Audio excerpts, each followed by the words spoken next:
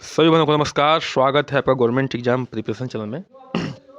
देखिए, जो हमारा चैप्टर चल रहा है, खाना पकाने के दौरान पोषक तत्वों का संरक्षण, खाद्य पदार्थों के अंकुरण, किण्वन, खाद्य तालमेल के पोषक मूल्यों की बढ़ाने की पारंपरिक तरीके। ठीक है, ये हमारा चैप्टर चल रहा है।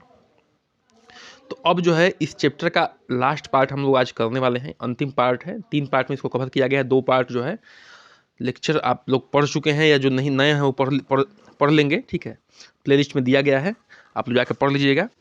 और ये जो है अंतिम पार्ट है, इसके बाद जो है हमारा 85% कोर्स जो है कंप्लीट हो जाएगा। ठीक है, चलिए शुरू करते हैं। खाद्य तालमेल के पोषक मूल्य को बढ़ाने के पारंपरिक तरीके। जो खाद्य तालमेल है उसके पोषक मूल्यों को बढ़ाने के पारंपरिक तरीके क्या हैं, इसके बारे में हम लोग आज पढ़ने वाले हैं। तो देखिए, अनाज व उससे निर्मित पदार्थों का फोर्टिफिकेशन क्या है। फोर्टिफिकेशन क्या होता है, इसको हम लोग पहले समझ लेते हैं, क्योंकि ये टर्म जो है इंपॉर्टेंट है। ये नहीं समझ में आएगा तो हम जो है कुछ ज़्यादा नहीं समझ पाएंगे। तो चलिए उसको देख लेते हैं, फोर्टिफिकेशन क्या होता है। अब देखिए, ये इसमें हम लोग समझेंगे कि फोर्टिफिकेशन क्या होता है, फूड फोर्टिफिकेशन क्या होता है। ठीक है, तो देखिए ये एक प्रक्रिया है किसका, ऐड करने का माइक्रो न्यूट्रिएंट्स को। ठीक है, किसमें, फूड में ऐड करने का एक प्रक्रिया है माइक्रो न्यूट्रिएंट्स का। एक्स्ट्रा, जो कि एक्स्ट्रा न्यूट्रिएंट देता है, जिससे विटामिन को ऐड कर सकते हैं, उसमें मिनरल्स को ऐड किया जाता है। ठीक है, और कुछ एलिमेंट को भी ऐड किया जाता है। कहने का मतलब है कि जो भी भोजन का फोर्टिफाई किया जाता है उसमें अलग से ऐड किया जाता है, जोड़ा जाता है कुछ न्यूट्रिएंट्स को। ठीक है, जिसमें मिनरल्स भी हो सकता है, विटामिन भी हो सकता है, और भी चीज़ें हो सकती हैं। कहने का मतलब है, अब देखिए यह आइडेंटिफाई की गई स्ट्रेटजी है WHO और FAO द्वारा to decrease the incident of nutrient deficiency at the global level. किसके लिए, कि ग्लोबल लेवल पे जो है जो न्यूट्रिएंट की डिफिशियंसी हो रही है, कमी आ रही है, पोषक तत्वों की जो कमी आ रही है, उसके लिए जो है इन लोगों ने एक स्ट्रेटजी बनाई है। स्ट्रेटजी को इसको मतलब कहने का मतलब कंटिन्यू करने की कोशिश की है, किसने, WHO ने और FAO ने। ठीक है, तो जो मोस्ट कॉमन फोर्टिफाइड फूड हैं वो कौन कौन से हैं, देखिए अनाज हैं और अनाज बेस्ड प्रोडक्ट हैं, जैसे और मिल्क है, मिल्क बेस्ड प्रोडक्ट है। ठीक है, मिल्क और मिल्क बेस्ड प्रोडक्ट का मतलब होता है कि दूध और दूध से बनने वाले जितने पदार्थ हैं, दही हो गया, मक्खन हो गया, पनीर हो गया, जो भी सारी चीज़ें आप लोग खाते हैं, हम लोग खाते हैं। ठीक है, फिर फैट फोर्टिफाइड फैट और ऑयल्स हो जाएंगे, उसमें भी फोर्टिफाई किया जाता है। एक्सेसरी आइटम, जो भी एक्स्ट्रा और चीज़ें हैं, टी मन चाय और अदर आइटम्स। ठीक है, और इन्फेंट फार्मूलाज, इन्फेंट मतलब कि जो भी छोटे बच्चों को दूध वगैरह पिलाया जाता है, जो भी एक्स्ट्रा चीज़ें सप्लीमेंट दिया जाता है, उसमें भी सारी ऐड की जाती हैं ये माइक्रो न्यूट्रिएंट्स। इसी को कहते हैं फूड फोर्टिफिकेशन। ध्यान रखिएगा, स्क्रीनशॉट लेकर पढ़ सकते हैं आप लोग इसको। ठीक है, चलिए आगे देखते हैं, मेन पॉइंट पे हम लोग आते हैं। चलिए यहाँ पे हम लोग देखते हैं कि देखिए अब अनाज है, अनाज का हम लोग फोर्टिफिकेशन करने वाले हैं। ठीक है, तो अनाज है और उनसे विभिन्न पदार्थों में निर्मित विटामिन और खनिज को क्या किया जाता है, लवणों को फोर्टिफाई किया जाता है, मिला दिया जाता है। हम लोग पढ़ चुके हैं कि अनाज का भी फोर्टिफिकेशन होता है। तो उसमें जो एक्स्ट्रा न्यूट्रिएंट होते हैं, जैसे विटामिन हो गया, खनिज हो गया, उसको क्या किया जाता है, जोड़ दिया जाता है। ठीक है, चलिए आटे का फोर्टिफिकेशन किया जाता है। आटा जो हम लोग खाते हैं, रोटी बनाते हैं। ठीक है, अब देखिए आटे के पहले मिलिंग की जाती है, मतलब पिसाई की जाती है। गेहूं की पिसाई करने के बाद उसको पैक करते समय क्या किया सकती है, क्या किया जाता है, विटामिन को और खनिज लवणों को क्या किया जाता है, मिला दिया जाता है। ठीक है, विटामिन और खनिज लवणों को मिला दिया जाता है, उसे प्रीमिक्स थायमिन कहते हैं, राइबोफ्लोमिन कहते हैं, नियासिन या कैल्शियम या लौह लवण का मिश्रण होता है। कहने का मतलब है, कहते नहीं है, निकल गया गलती से, इन चीज़ों को मिला दिया जाता है। प्रीमिक्स मतलब कि पहले मिक्स कर दिया जाता है, पहले उसको जो है मिलिंग किया जाता है, आटा को पीसा जाता है। पीसने के बाद उसमें जो है जो थाइमिन है, राइबोफ्लोविन है, नियासिन है, कैल्शियम है, लौह लवण है इत्यादि जो है मिला दिया जाता है, ताकि वो क्या हो जाए, वो आटा जो है पोषक तत्वों से लेके क्या हो जाए, प्रचुर मात्रा में उसमें पोषक तत्व मौजूद हो जाए, जो हमारे हेल्थ के लिए क्या होता है, अच्छा होता है। ठीक है, तो ये फोर्टिफिकेशन का मतलब समझिए कि एक्स्ट्रा जो न्यूट्रिशन ऐड किया जा रहा है, उससे मतलब हमारा है। चावल में क्या होता है, देखिए चावल में विटामिन और लौह लवण की परत चढ़ाकर ऊपर से पानी, प्रतिरोध व कैल्शियम फास्फेट की दूसरी परत चढ़ा दी जाती है। ठीक है, चावल में क्या किया जाता है, पहले विटामिन का, लौह लवण की परत चढ़ाई जाती है, उसके बाद जो है पानी की प्रतिरोधक क्षमता वाली एक लेयर चढ़ाई जाती है, फिर कैल्शियम फास्फेट की दूसरी परत चढ़ा दी जाती है। इस तरह से जो है चावल का फोर्टिफिकेशन होता है। देखिए ध्यान दीजिए, हम लोग क्या कर रहे हैं, हम लोग पढ़ रहे हैं कि पोषक तत्वों को, मतलब खाद्य पदार्थ जो है उसका पोषक मूल्य को कैसे बढ़ाया जाए। तो अभी हम लोग फोर्टिफिकेशन पढ़ रहे हैं, उसके द्वारा मतलब एक्स्ट्रा न्यूट्रिएंट ऐड करके हम लोग क्या कर रहे हैं, उस चीज़ को वैल्यू को बढ़ा रहे हैं। देखिए अब ये चौथा आ गया हमारा कि दूध और दूध से बने पदार्थ का फोर्टिफिकेशन। अब देखिए गाय के दूध में विटामिन डी की, विटामिन सी की और विटामिन B6 की और फोलिक एसिड और लौह लौह की क्या मात्रा क्या होती है, कमी होती है, कम होता है। ठीक है, दूध में वैसे भी vitamin D, vitamin C, vitamin B6, folic acid, लौह लौह की मात्रा कमी होती है, चाहे किसी का भी दूध हो, जानवरों की बात हो रही है। अधिकतर देशों में दूध को जो है विटामिन डी से ही फोर्टिफाई किया जाता है, खाली विटामिन डी को एक्स्ट्रा में ऐड कर दिया जाता है। भारतवर्ष में तैयार करने वाले इन्फेंट फूड मिल्क फूड, मतलब कि देखिए अब जो बच्चों के लिए प्रोडक्ट तैयार किया जा रहा है, जो कंपनियों में तैयार हो रहा है, उसमें vitamin A, E, C, B6 तथा लौह लौह मिला दिया जाता है। क्यों? क्योंकि बच्चे को तो सब कुछ चाहिए। ठीक है, और जिन माताओं का दूध नहीं होता वो तो भाई एक्स्ट्रा सप्लीमेंट लेते हैं, पाउडर वाला दूध पिलाते हैं। तो उन सब दूधों में जो है ये जो है vitamin A, E, C, B6 और लौह लौह मिलाया जाता है। क्यों? क्योंकि ये जो है गाय के दूध में या अन्य मिल्कों में जो है प्रचुर मात्रा में नहीं पाया जाता है। ठीक है, अब देखिए ये है मार्गरीन या हाइड्रोजनेटेड फैट। कहने का मतलब है कि फैट मतलब कि जो वसा होता है, ठीक है, या तेल घी होता है, उसको जो है वो क्या किया जा रहा है, यहाँ पे फोर्टिफाई किया जा रहा है। तो देखिए मार्गरीन का उपयोग जो है मक्खन के स्थान पर किया जाता है तथा इसे अक्सर विटामिन ए और डी से फोर्टिफाई किया जाता है। मार्गरीन का उपयोग किस जगह पर करते हैं, मक्खन की जगह पर करते हैं, और विटामिन ए और डी से क्या किया जाता है, इसको फोर्टिफाई किया जाता है। मतलब विटामिन ए और डी जो है एक्स्ट्रा में इसमें ऐड कर दिया जाता है मार्गरीन में। ठीक है, हाइड्रोजनेटेड फैट को वनस्पति के नाम पर उपयोग में लाया जाता है, जो हाइड्रोजनेटेड फैट है। अब देखिए जो वनस्पति घी होता है ना, उसमें हाइड्रोजनेशन किया जाता है। आप लोग इसको शायद 10 में पढ़े होंगे, 10 वाले चैप्टर में है, 10 के चैप्टर में, तो वहाँ पे इस चीज़ को किया जाता है। अब देखिए जो फलों का रस होता है उसमें क्या किया जाता है, जो फलों का रस होता है ना, फलों का रस जब डिब्बा बंद किया जाता है उसको, तो उसमें जो है विटामिन सी की से दृढ़ किया जाता है, मतलब विटामिन सी को एक्स्ट्रा में ऐड किया जाता है। ठीक है, चलिए आगे बढ़ते हैं। अब नमक में आयोडीन द्वारा दृढ़ता प्रदान करना है। देखिए नमक से हमें क्या मिलता है, आयोडीन मिलता है, लेकिन कुछ नमकों में आयोडीन की मात्रा कम होती है, जो कि हमारे लिए जरूरी है जितना उतना नहीं होती है। कहने का मतलब ये है जितना हमारे लिए जरूरी है उतना आयोडीन नहीं होता है। तो उसमें क्या किया जाता है, नमक को आयोडीन के द्वारा दृढ़ता दिया जाता है, मतलब कि आयोडीन जो है एक्स्ट्रा में उसमें ऐड कर दिया जाता है। ठीक है, अच्छा जैसे 1 किलोग्राम नमक में 80 मिलीग्राम जो है आयोडीन मिलाकर नमक को दृढ़ बना दिया जाता है। आगे बढ़ते हैं, अमीनो एसिड द्वारा दृढ़ता प्रदान करना।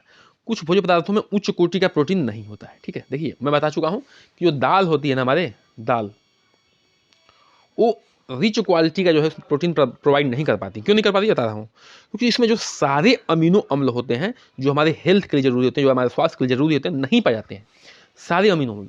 लेकिन जो दूध बेस्ड प्रोडक्ट है, मिल्क बेस्ड प्रोडक्ट है, और जो मांस है, मछली है, इसमें पाया जाता है। ठीक है, तो कहने का मतलब है अब जिसमें नहीं पाया जाता है उसमें तो भाई एक्स्ट्रा चाहिए, तो उसमें एक्स्ट्रा चाहिए तो क्या किया जाता है, अमीनो अम्ल से जो है उसको फोर्टिफाई कर दिया जाता है, जो उसमें नहीं होता है उसकी बात हो रही है। तो देखिए उनमें स्वास्थ्य के लिए आवश्यक अमीनो एसिड की कमी होती है, जो उन भोज्य पदार्थों की कमी वाले अमीनो एसिड मिलाकर उसे दृढ़ बनाया जाता है। ठीक है, जो भी अमीनो नहीं होता है उसे जो है क्या किया जाता है, मिलाकर दृढ़ बनाया जाता है। अनाजों को जो है PER, protein efficiency ratio, lysine और थ्रियोनिन के अमीनो एसिड को मिलाकर बढ़ाया जाता है। किसके द्वारा, लाइसिन को और थ्रियोनिन के अमीनो एसिड को मिलाकर बढ़ाया जाता है। दालों एवं फलियों में मिथियोनिन मिलाने के और उनको PER 50 से 100% तक बढ़ाया जा सकता है। ठीक है, चलिए इसको जो है ध्यान से पढ़ लीजिएगा। कहने का मतलब ये है PER जो है प्रोटीन एफिशिएंसी रेशियो है, इसके हिसाब से जो है लाइसिन और खासतौर से थ्रियोनिन अमीनो एसिड को मिलाकर जो है अमीनो एसिड का से दृढ़ कर दिया जाता है। क्यों? क्योंकि बिना दृढ़ किए जो है उसमें पूरे अमीनो एसिड नहीं मिल पाएंगे जो हमारे हेल्थ के लिए जरूरी होता है। अब आगे बढ़ते हैं, भोजन पकाने की विधियों पर हम लोग आते हैं, उस पर चर्चा करते हैं। देखिए भोजन तो भाई बहुत तरीके से पकाया जाता है, आप लोग जानते हैं कैसे पकाया जाता है, लेकिन आज हम लोग कुछ ऐसी चीज़ों को जानने वाले हैं जो कहने का मतलब है कि साइंस जो है कॉन्सेप्ट पकड़ता है, उसके पीछे का जो बिहाइंड रीजन होता है वो पकड़ता है। ठीक है, उसे हमें लोग पकड़ना है। ठीक है, देखिए जल द्वारा पकाना, इस विधि में क्या होता है कि भोज्य पदार्थों को गर्म पानी में उबालकर पकाया जाता है। भोज्य पदार्थों को निम्नलिखित 3 प्रकार से पकाया जा सकता है। ठीक है, जल द्वारा पकाने में 3 प्रकार से है। देखिए अब तेज आंच पर उबालना है, तेज आंच पर उबालना है, ठीक है। बहुत सारे भोजन है जिसको तेज आंच पर उबाला जाता है, बहुत सारे को जो है धीरे धीरे उबाला जाता है, बहुत सारे को एकदम धीमी आग पर उबाला जाता है। कहने का मतलब है कि 3 तरह से उबाला जाता है। देखिए, अब देखिए, आलू, मांस, मछली, दाल, चावल पदार्थ को तेज आंच पर उबाला जाता है ताकि भली भांत क्या हो जाए, ये गल जाए, ठीक है, भली भांत गल जाए। इन वस्तुओं को उबालते समय उतना ही पानी डालें जितना कि पकने के लिए पर्याप्त हो, ठीक है। पानी का जो है बॉइलिंग पॉइंट 100 डिग्री सेल्सियस पे है, और इतना पर इतना फ़ारेनहाइट में अगर 200 तो 212 फ़ारेनहाइट होगा, ठीक है, 212 फ़ारेनहाइट होगा। तो दोनों का जो है बॉइलिंग पॉइंट याद कर लीजिएगा वाटर का, ये वाटर का बॉइलिंग पॉइंट है।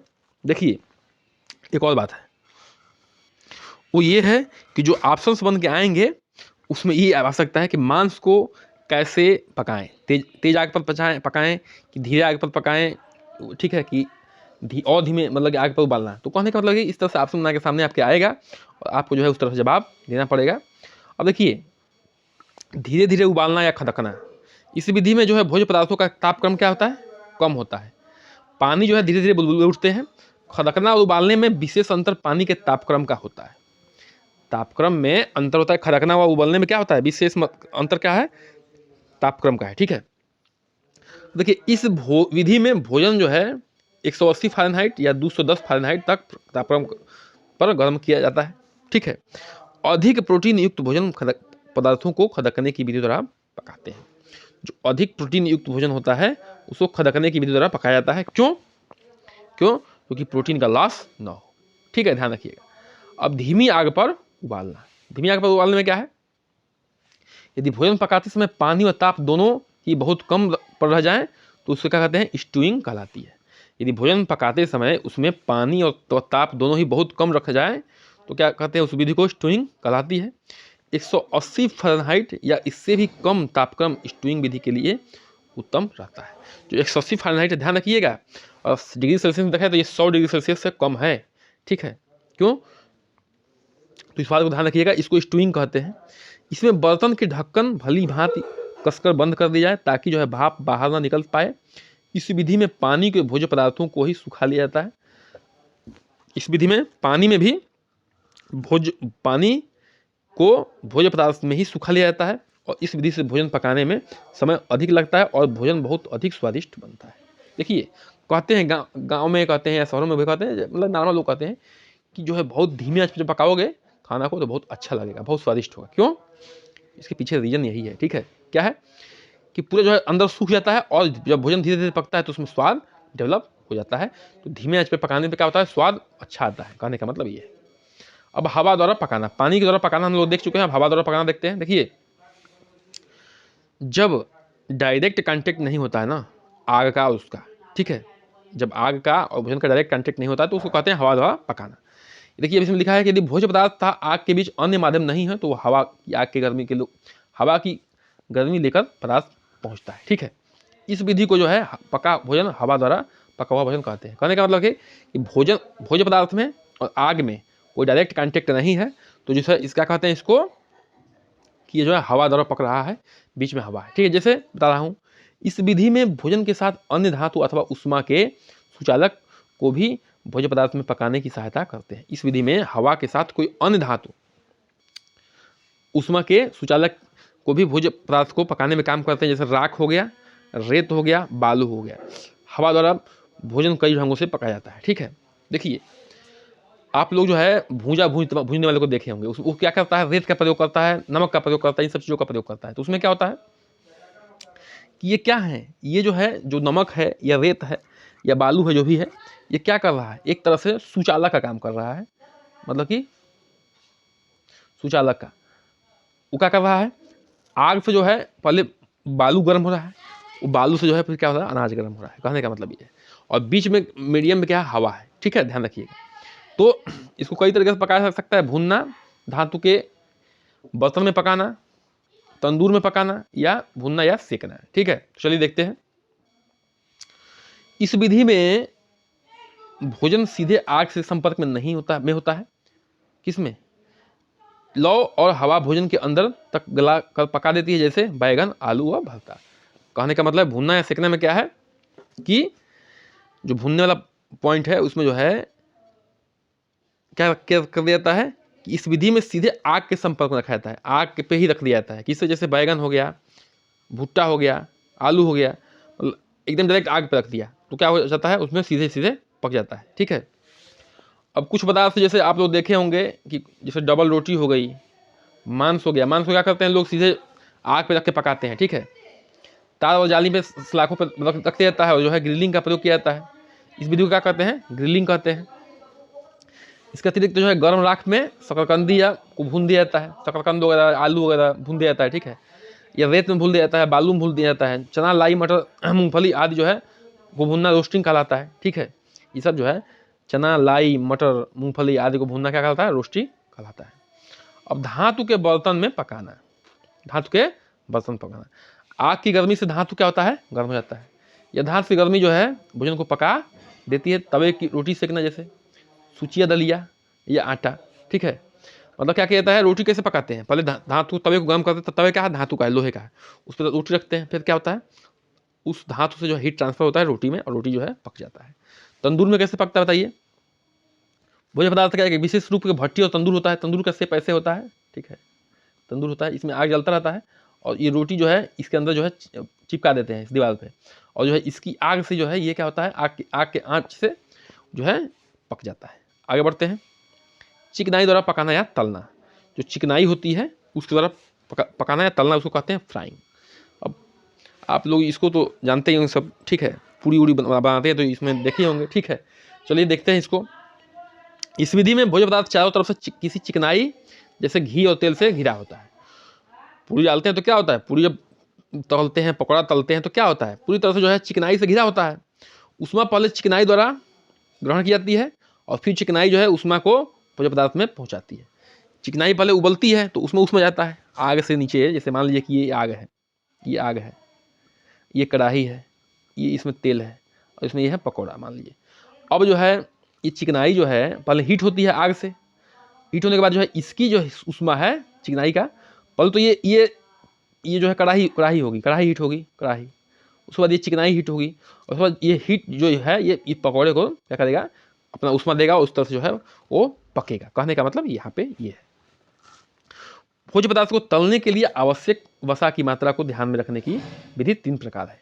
जो भोज्य पदार्थ को तलने के लिए आवश्यक वसा की मात्रा जो है उसको ध्यान में रखना 3 प्रकार होता है। वो कितना हमें तेल चाहिए उसको तलने के लिए, तो एक होता है डीप फ्राई माने गहरा तलना, एक होता है सैलो फ्राइंग यानी कि उतला तलना, एक होता है ड्राई फ्राइंग यानी कि शुष्क तलना। ठीक है। ये 3 तरह के इसमें तलने वाला विधि में होता है। अब गहरा तलना में क्या है, देखिए डीप फ्राई में क्या होता है, इस विधि में कढ़ाई में घी तेल भरकर पकौड़े, समोसे, पूरी, कचौड़ी, आलू के टुकड़े आदि तले जाते हैं। ठीक है। पूरा मतलब इसमें पूरा डूबा रहेगा, जो भी हमारा पकौड़ा समोसा जो भी रहेगा पूरा तरह से डूबा रहेगा। उथला तलना में यानी कि सैलो फ्राइंग में क्या होगा, इस विधि में कढ़ाई और फ्राई पैन में कम चिकनाई डालकर पराठा हो गया, आमलेट हो गया, डोसा हो गया, आलू टिकिया, ये सब बनाया जाता है हल्का तेल में। ठीक है। हल्का तेल में इसको बनाया जाता है। शुष्क तलना मतलब ड्राई फ्राइंग में क्या होता है बताइए, इस विधि में बाहरी वसा का प्रयोग नहीं किया जाता है। भोज प्राकृतिक वसा का ही मिलकर भोजन के तलने की सहायता करती है। जैसे भोजन को बर्तन में चिपकने से बचाती है। जैसे खोया को भूज दीजिए, मूंगफली को भूजिए।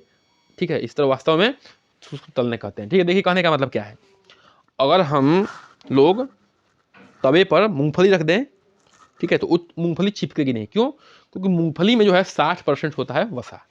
60% क्या होता है, वसा होता है, और वही वसा जो है उसको भूनने में सहायता करती है। जो उसके अंदर की वसा है वही वसा उसको भूनने में सहायता करती है। ठीक है।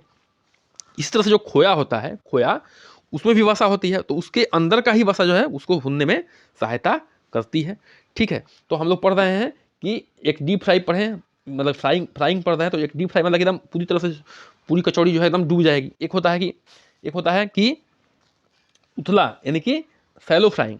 उथला में क्या था कि उसमें जो है आलू की टिकिया हो गया, पराठा वगैरह पूरा तरह से हल्का तेल यूज करते हैं उसमें।